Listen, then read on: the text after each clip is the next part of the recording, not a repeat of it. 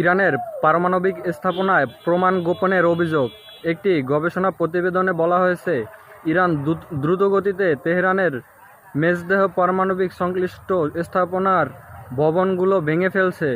সাম্প্রতিক এই স্থাপনাটি ইসরায়েলে হামলার শিকার হয়েছিল। ধারণা করা হচ্ছে, ইরান এর মাধ্যমে পূর্ববর্তী পারমাণবিক অস্ত্র গবেষণার প্রমাণ মুছে ফেলতে চাইছে।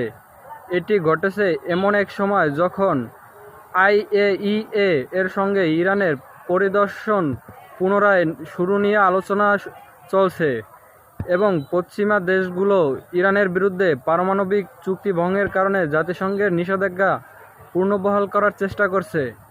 স্যাটেলাইট চিত্রে দেখা গেছে স্থাপনটিতে দ্রুত ভবন ভেঙে ফেলে ধ্বংস অবশেষগুলো অপসারণ করা হচ্ছে।